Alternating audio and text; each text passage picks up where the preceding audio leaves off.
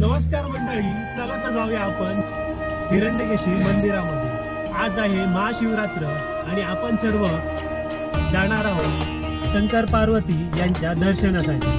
तर चला तर भेटूया आपण आंबोलीमध्ये हिरण्यकेशी या देवस्थानात.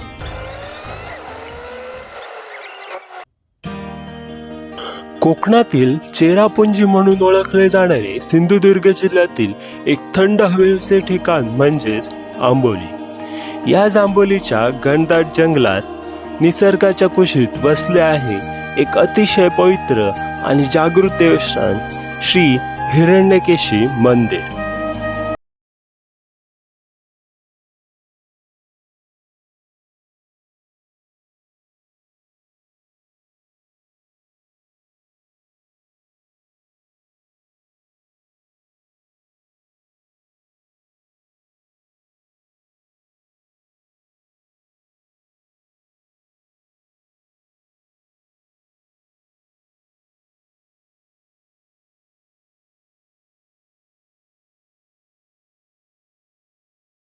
हे केवळ एक मंदिर नाही तर एका जीवनदायी नदीचे उगमस्थान आहे.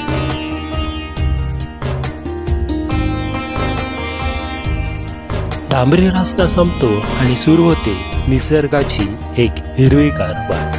मुख्य रस्त्यावरून मंदिराकडे जाताना तुम्ही जेव्हा त्या पायऱ्या उतरता तेव्हा तुम्हाला हवेतल्या गारव्याचा अनुभव होतो. आजूबाजूला गच्च भरलेली झाडी आणि त्यातून येणारा रातकिड्यांचा आवाज जणू काही निसर्ग स्वतः शांत राहून तुम्हाला दर्शन घेण्यासाठी मन एकाग्र करायला सांगतो.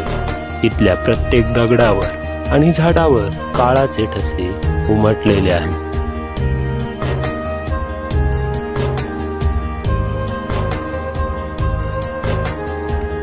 हिरण्य म्हणजे सोनं आणि केश म्हणजे केस. असं म्हणतात की पार्वती मातेने येथे तपस्या केली होती आणि तिचे केस सोनेरी रंगाचे होते, म्हणून या देवतेला हिरण्यकेशी देवी म्हणून ओळखले जाते. मंदिरात प्रवेश करताच तुम्हाला अपार शांतता जाणवेल.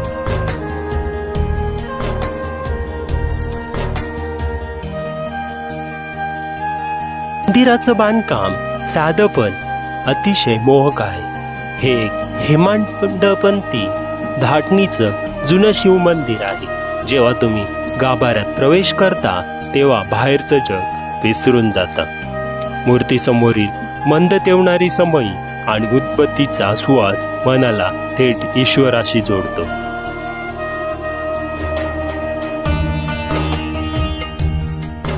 समोरचं नंदी महाराज विराजमान आहे, जे सतत हिरण्यकेशी मातेच्या आणि महादेवांच्या सेवेत मग्न आहे.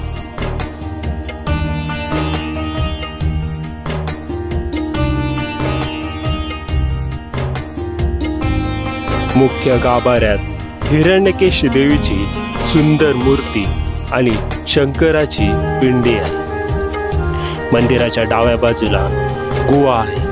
बारकाईने पाहिलं तर लक्षात येईल की जमिनीखालून येणारा हा पाण्याचा स्रोत कधीच आटत नाही. उन्हाळा असो किंवा पावसाळा इथली धार अविरत वाहत राहते.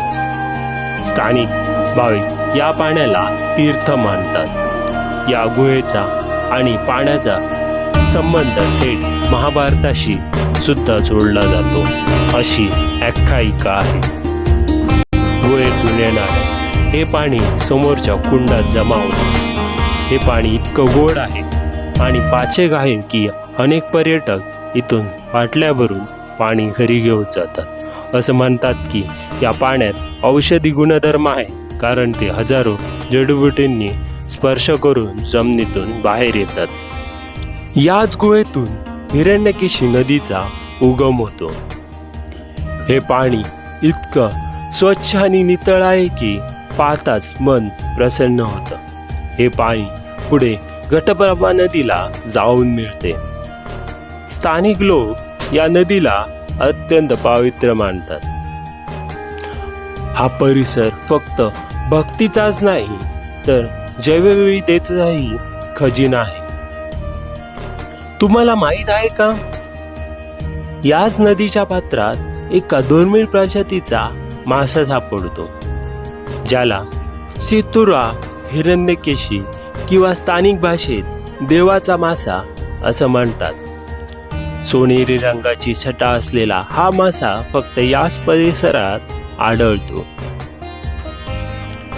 जर तुम्ही आंबोलीला येत असाल तर हिरण्यकेशी मंदिराला नक्की भेट द्या.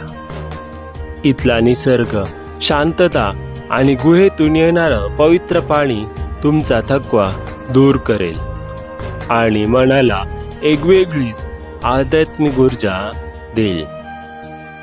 अशाच नवनवीन ठिकाणांच्या माहितीसाठी तुम्ही माझ्या चॅनलला सबस्क्राईब करा. पुन्हा भेटूया एका नवीन सफरीत. तोपर्यंत तुम्ही निसर्गाचा आनंद घ्या. मंडळी, तर मला कमेंटमध्ये नक्की सांगा तुम्हाला आजचा व्हिडिओ कसा वाटला.